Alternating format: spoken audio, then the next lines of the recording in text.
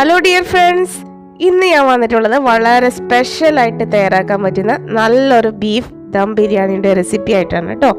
ഇത് വളരെ ഈസി ആയിട്ട് നമുക്ക് തയ്യാറാക്കിയെടുക്കാം, നല്ല ടേസ്റ്റുമാണ്.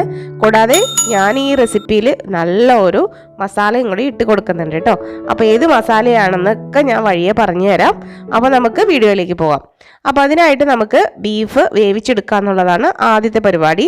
അപ്പോൾ ഞാൻ ഇവിടെ ഒരു കുക്കർ അടുപ്പത്ത് വെച്ചിട്ടുണ്ട്. അതിനകത്തേക്ക് 1 കിലോ ബീഫ് കുറച്ചത് വലിയ കഷ്ണങ്ങളായിട്ട് നുറുക്കിയിട്ട് നല്ലതുപോലെ കഴുകി വൃത്തിയാക്കി ഇട്ട് കൊടുക്കുന്നുണ്ട് കേട്ടോ. ഇനി നമുക്കിതിലേക്ക് ഒരു ചെറിയ കഷ്ണം ഇഞ്ചി അങ്ങോട്ട് ചതച്ചിട്ട് കൊടുക്കാം. അതുപോലെ തന്നെ ഒരു 3 പച്ചമുളക് നടുവേ കീറിയത്, ഒരു സവാളയുടെ പകുതി, അതുപോലെ തന്നെ കറിവേപ്പില, ഇത്രയും നമുക്ക് ചേർത്ത് കൊടുക്കണം. പിന്നെ നമുക്ക് കുറച്ച് പൊടികളും കൂടെ ചേർത്ത് കൊടുക്കാം. അപ്പോൾ ഇതിലേക്ക് ഞാനിപ്പോൾ ഒരു 3/4 ടീസ്പൂൺ മഞ്ഞൾപ്പൊടി ചേർത്ത് കൊടുക്കുന്നുണ്ട്. അതുപോലെ 1 ടീസ്പൂൺ മല്ലിപ്പൊടി ചേർത്ത് കൊടുക്കാം. 1 ടീസ്പൂൺ മുളക് പൊടിയും കൂടെ ചേർത്ത് കൊടുക്കാം. അപ്പോൾ ഇനി ഇതിലേക്ക് കുറച്ച് ഉപ്പും കൂടി ഇട്ട് കൊടുക്കുന്നുണ്ട്. ഇനി നമുക്ക് വെളിച്ചെണ്ണ ചേർത്ത് കൊടുക്കാം. ഇവിടെ ഇപ്പം നല്ല തണുപ്പായതുകൊണ്ട് വെളിച്ചെണ്ണ കൊട്ടിയിട്ട് ഒരു ശകലം പോലും വരുന്നില്ല, ഇറ്റിറ്റ് വീണുകൊണ്ടിരിക്കുന്നു. അപ്പം ഞാനൊരു സ്പൂൺ എടുത്ത് കുത്തി അതിൽ നിന്നും വെളിച്ചെണ്ണ ഇതുപോലെ സ്പൂണിൽ കോരിയെടുത്ത് ക്രീം പോലെ ആക്കിയിട്ട് കൊടുക്കുന്നുണ്ട് കേട്ടോ. ഇനി നമുക്കിത് നല്ലതുപോലെ മിക്സ് ചെയ്യാന്നുള്ളതാണ്. അപ്പോൾ നമുക്കിനി നല്ലതുപോലെ ഒന്ന് മിക്സ് ചെയ്ത് കൊടുക്കാം. ഈ പൊടികളൊക്കെ ബീഫിലേക്ക് നല്ലതുപോലെ വരുന്ന രീതിയിൽ ഉപ്പും മുളകും മഞ്ഞൾപ്പൊടിയും ഇഞ്ചിയും പച്ചമുളകും ഒക്കെ നല്ലതുപോലെ ഇതിലേക്ക് വരുന്ന രീതിയിൽ നല്ലതുപോലെ ഒന്ന് അങ്ങോട്ട് മിക്സ് ചെയ്ത് കൊടുക്കാം. മിക്സ് ചെയ്ത് കഴിഞ്ഞാൽ നമുക്ക് കുക്കർ അടച്ച് നല്ലതുപോലെ വേവിച്ചെടുക്കാം കേട്ടോ. നിങ്ങളുടെ കുക്കറിൻ്റെ കറക്റ്റായിട്ടുള്ള പാകം അനുസരിച്ച് വേവിച്ചെടുക്കാം. ഇറച്ചി വെന്ത് വരുമ്പോഴേക്കും നമുക്ക് അടുത്ത പാനിലേക്ക് കുറച്ച് ഓയിൽ ഒഴിച്ചിട്ട് അതിനകത്തേക്ക് കുറച്ച് കാഷ്നട്ട് ഇട്ട് അത് നല്ലതുപോലെ ഒന്ന് ഫ്രൈ ചെയ്തെടുക്കാം കേട്ടോ. അതുപോലെ തന്നെ നമുക്ക് കുറച്ച് കിസ്മസും കൂടെ ചേർത്ത് കൊടുത്ത് ഇതുപോലെ കിസ്മസും നല്ലതുപോലെ ഒന്ന് ഫ്രൈ ചെയ്തെടുക്കാം. അപ്പോൾ നമ്മുടെ കിസ്മസും കൂടി റെഡി ആയി കഴിഞ്ഞപ്പോൾ ഞാൻ ഇതിലേക്ക് ഒരു 2 സവാള ചെറുതായി അരിഞ്ഞത് ഇട്ട് കൊടുത്ത് നല്ലതുപോലെ ഒന്ന് മൊരിയിച്ചെടുത്തിട്ടുണ്ടായിട്ടോ. അപ്പോൾ അതും കൂടെ നമുക്കെടുത്ത് മാറ്റി വയ്ക്കാം. ഇത് എണ്ണയിലേക്ക് തന്നെ ഒരു 2 ടീസ്പൂൺ ഇഞ്ചി ചതച്ചത് അതുപോലെ തന്നെ വെളുത്തുള്ളി ചതച്ചതും കൂടെ ചേർത്ത് കൊടുക്കാം. നമുക്ക് നല്ലതുപോലെ ഒന്ന് ഇളക്കി കൊടുക്കാം. ഇതിൻ്റെയൊക്കെ ചെറിയ പച്ചമണം മാറി വരുന്ന സമയത്ത് നമുക്ക് സവാള ചേർത്ത് കൊടുക്കാം കേട്ടോ. ഒരു 3 സവാള ഇതിനായിട്ട് നമുക്ക് വേണം. ഇപ്പോൾ നമുക്ക് നീളത്തിൽ അരിഞ്ഞു വെച്ചിരിക്കുന്ന സവാള ചേർത്ത് കൊടുക്കാം. ഇനി നമുക്ക് ലേശം ഉപ്പും കൂടി ഇട്ട് കൊടുത്തിട്ട് നല്ലതുപോലെ ഒന്ന് മിക്സ് ചെയ്തെടുക്കാം. സവാളയൊക്കെ ചെറുതായിട്ടൊന്ന് വാടി വരണം. അപ്പോൾ ഈ സവാളയൊക്കെ ഒന്ന് ചെറുതായിട്ട് വാടി വരട്ടെ. അപ്പോഴേക്കും നമ്മുടെ ബീഫ് അവിടെ റെഡി ആയിട്ടുണ്ടായിരുന്നു. അപ്പോൾ ആ അടുപ്പത്തേക്ക് നമുക്ക് റൈസിനുള്ള വെള്ളം വയ്ക്കാം. അപ്പോൾ നമുക്ക് എത്രയാണ് വെള്ളത്തിൻ്റെ അളവെന്ന് ഞാൻ പറയാം. അപ്പം ഞാനിവിടെ ജീരകശാല റൈസാണ് എടുത്തിരിക്കുന്നത്. അപ്പോൾ ജീരകശാല റൈസ് ഒരു 5 ഗ്ലാസ് എടുത്തിട്ടുണ്ട്. 5 ഗ്ലാസ് അരി നന്നായിട്ട് കഴുകി അതിൽ നമ്മളൊരു അരമണിക്കൂർ വെള്ളം ഒഴിച്ചിട്ട് സോക്ക് ചെയ്യാൻ വേണ്ടിയിട്ട് വെച്ചിട്ടുണ്ടായിരുന്നു. അപ്പോൾ 1 ഗ്ലാസ് അരിക്ക് 1.5 ഗ്ലാസ് എന്ന കണക്കിലാണ് ഞാനിവിടെ വെള്ളം എടുത്തിരിക്കുന്നത്. അതിലേക്ക് നമ്മൾ ബേ ലീവ്സ്, കുരുമുളക്, പട്ട, കരയാമ്പ്, ഏലക്ക ഇത്ര ഇട്ട് കൊടുക്കാം കേട്ടോ. ഇനി പ്രത്യേകിച്ച് കണക്കൊന്നുമില്ല, ഒരു 3-4 പട്ട അങ്ങനെ ചേർത്ത് കൊടുത്താൽ മതി. അതുപോലെ ഒരു 1/4 ടീസ്പൂൺ സാജീരകവും കൂടെ ചേർത്ത് കൊടുത്തിട്ടുണ്ട്. ഇനി ആവശ്യത്തിനുള്ള ഉപ്പിട്ട് കൊടുക്കാം. അതുപോലെ തന്നെ 1 ടീസ്പൂൺ ഓയിലും കൂടെ ചേർത്ത് കൊടുക്കാം കേട്ടോ.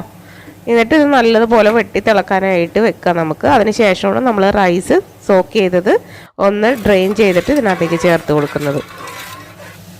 അപ്പോൾ വെള്ളം ഇവിടെ ഇപ്പോൾ തിളച്ച് വന്നിട്ടുണ്ട്. ഇനി നമ്മൾ സോക്ക് ചെയ്ത് വെച്ച ആ റൈസ് നമുക്ക് നന്നായിട്ട് ഡ്രെയിൻ ചെയ്തതിന് ശേഷം ഇതിലേക്ക് ഇട്ട് കൊടുക്കാം. ഇനി ഇളക്കി കൊടുക്കാം. ഇപ്പോൾ നമ്മൾ ഹൈ ഫ്ലെയിമിൽ ഇട്ട് കൊടുക്കാം. ഇനി നല്ലതുപോലെ തിളച്ച് വന്നതിന് ശേഷം നമുക്കൊരു മീഡിയം ഫ്ലെയിമിൽ ഇട്ടിട്ടതിന് ശേഷം നമുക്കിതൊന്ന് മൂടി വയ്ക്കാം. അപ്പോഴേക്കും നമ്മുടെ അരിയൊക്കെ ഒന്ന് വെന്ത് വരട്ടെ. അപ്പോൾ അരിയൊക്കെ ഇട്ട് വന്നപ്പോഴേക്കും നമ്മുടെ സവാളയൊക്കെ ഇവിടെ നല്ലതുപോലെ വാടി വന്നിട്ടുണ്ട്. ഇനി നമുക്ക് കുറച്ച് മസാലയൊക്കെ അങ്ങോട്ട് ചേർത്ത് കൊടുക്കാം. ഇതിലേക്ക് ഒരു 1/2 ടീസ്പൂൺ മഞ്ഞൾപ്പൊടി ചേർത്ത് കൊടുത്തിട്ടുണ്ട്. മഞ്ഞൾപ്പൊടി നല്ലതുപോലെ ഒന്ന് മൂത്ത് വരട്ടെ. അപ്പോൾ ഇനി നമുക്കിത് 3.25 ടീസ്പൂണോളം മല്ലിപ്പൊടി ചേർത്ത് കൊടുക്കുന്നുണ്ട് കേട്ടോ. മല്ലിപ്പൊടി ചേർത്തതിന് ശേഷം ഒന്നങ്ങോട്ട് മിക്സ് ചെയ്ത് കൊടുക്കാം. ഇനി നമുക്ക് മുളക് പൊടി ചേർത്ത് കൊടുക്കാം. അപ്പോൾ നമുക്ക് ഇതിലേക്ക് ഒരു 2 ടീസ്പൂൺ മുളക് പൊടി ചേർത്ത് കൊടുക്കാം. അപ്പോൾ നമ്മൾ ദം ചെയ്തൊക്കെ എടുക്കുമ്പോൾ ഒരുപാട് എരിവ് പാടില്ല. അപ്പോൾ നമ്മൾ റൈസിന് എരിവ് കൂടുതലായി പോവും. അപ്പം ഇത്രയും ചേർത്ത് കൊടുത്താൽ മതി, 2 ടീസ്പൂൺ. നല്ലതുപോലെ ഒന്ന് മിക്സ് ചെയ്തെടുക്കാം. അപ്പോൾ അത് ഇനിയാണ് നമ്മുടെ സ്പെഷ്യൽ ബിരിയാണി മസാല ചേർത്ത് കൊടുക്കുന്നത് കേട്ടോ. ഇത് വേറെ ഒന്നുമല്ല, ഇത് ഞാൻ തയ്യാറാക്കിയ മസാലയൊന്നും അല്ല കേട്ടോ.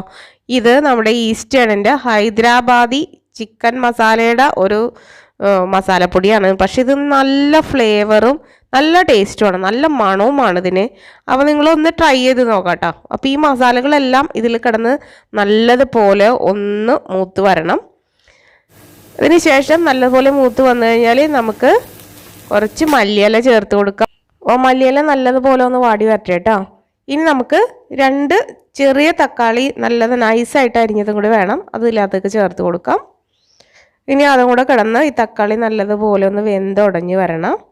അപ്പോൾ നമുക്കിതൊന്ന് ഇളക്കി കൊടുത്തുകൊണ്ടിരിക്കാം. അപ്പോഴേക്കും നമ്മുടെ റൈസ് എന്തായി നമുക്ക് നോക്കാം. തക്കാളി വാടി വരുന്ന സമയം കൊണ്ട് ഇതൊക്കെ പെടപെടാന്നാവും കേട്ടോ. പെട്ടെന്ന് തന്നെ നമുക്ക് ഉണ്ടാക്കിയെടുക്കാൻ 2 അടുപ്പിൽ വെച്ചിട്ട് നമ്മളൊന്ന് അഡ്ജസ്റ്റ് ചെയ്താൽ മാത്രം മതി. അപ്പോൾ ദേ നമ്മുടെ റൈസ് ഇവിടെ റെഡിയായി വന്നിട്ടുണ്ട്. റൈസൊക്കെ അത്യാവശ്യം വെന്ത് വന്നിട്ടുണ്ട്. അപ്പോൾ നമ്മുടെ ഇനി അടിയിൽ വെള്ളമൊക്കെ ഉണ്ടോ എന്നൊക്കെ നോക്കാം. നല്ല നൈസായിട്ട് നല്ല ഒട്ടും ഒട്ടാത്ത രീതിയിലെല്ലാം അരിയും കൂടെ നമുക്ക് കിട്ടിയിട്ടുണ്ട്. അപ്പോൾ നമ്മൾ വെള്ളമൊക്കെ നോക്കി വെള്ളമൊക്കെ വറ്റി വന്നിട്ടുണ്ട് കേട്ടോ. അപ്പോൾ നമുക്കിതൊന്ന് മൂടി വയ്ക്കാം.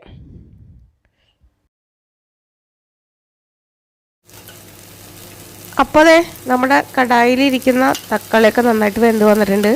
ഇനി നമ്മൾ ബീഫ് വേവിച്ചത് ഇതിനകത്തേക്ക് അങ്ങോട്ട് ചേർത്ത് കൊടുക്കാം. വെള്ളവും എല്ലാം കൂടെ ചേർത്ത് കൊടുക്കണം. കണ്ടോ? ഇനി നല്ലതുപോലെ ഒന്ന് മിക്സ് ചെയ്തെടുക്കാം.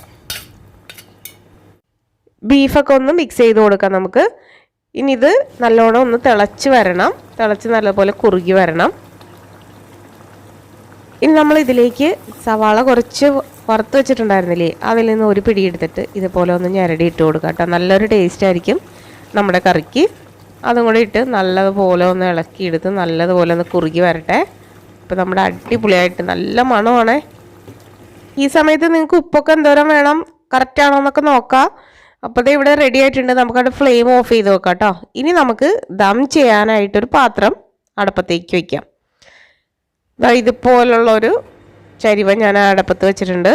ഇനി ആദ്യം ഇതിലേക്ക് ഇതൊന്ന് ചൂടാക്കട്ടെ. ആദ്യം ചൂടായിട്ട് വരുമ്പോൾ നമുക്കിതിലേക്ക് നമ്മൾ വേവിച്ച് വെച്ചിരിക്കുന്ന നമ്മളെ കറി ഇതിനകത്തേക്കൊന്ന് പരത്തി ഇട്ട് കൊടുക്കണം.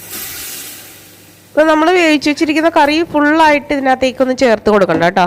നമുക്കൊരു പകുതി പോർഷൻ മാത്രം ഇട്ട് കൊടുത്താൽ മതി. അത് നമുക്ക് അല്ലെങ്കിൽ വേസ്റ്റായി പോവും.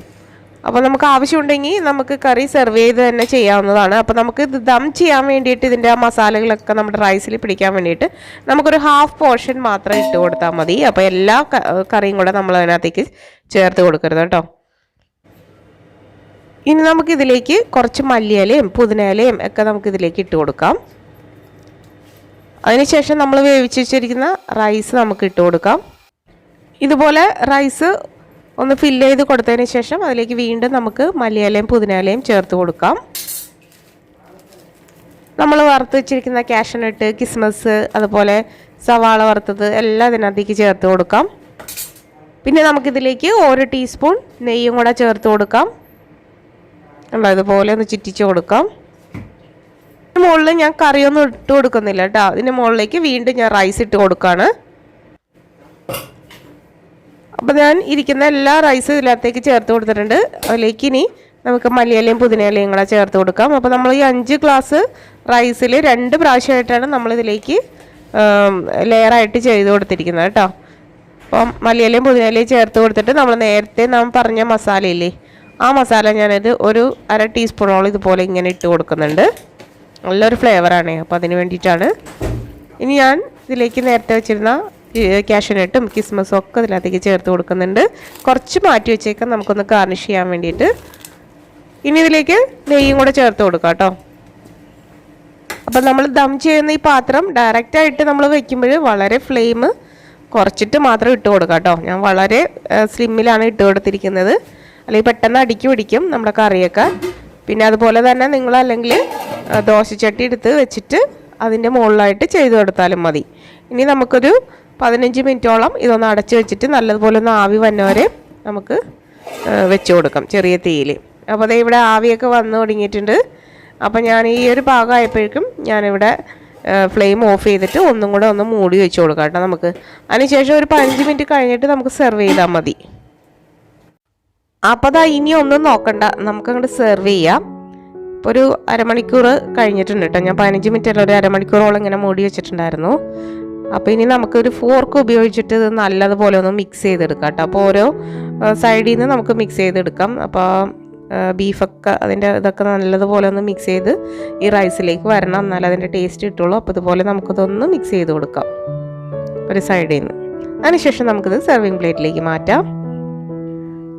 അപ്പോൾ അതാ ഇതുപോലെ ഒരു പ്ലേറ്റ് എടുക്കാം. കുറച്ച് ബീഫിൻ്റെ കഷ്ണങ്ങൾ നമുക്ക് ഇട്ട് കൊടുക്കാം. അതുപോലെ നമുക്ക് റൈസ് ഇട്ട് കൊടുക്കാം, മസാല ഇട്ട് കൊടുക്കാം. അങ്ങനെ നമുക്ക് ഇതൊന്ന് സെർവ് ചെയ്തെടുക്കാം കേട്ടോ. അപ്പോൾ അതാ ഇത്രയേ ഉള്ളൂ. വളരെ ടേസ്റ്റി ആയിട്ടുള്ള നമ്മുടെ ബീഫ് ദം ബിരിയാണി അടിപൊളിയായിട്ട് റെഡി ആയിട്ടുണ്ട്.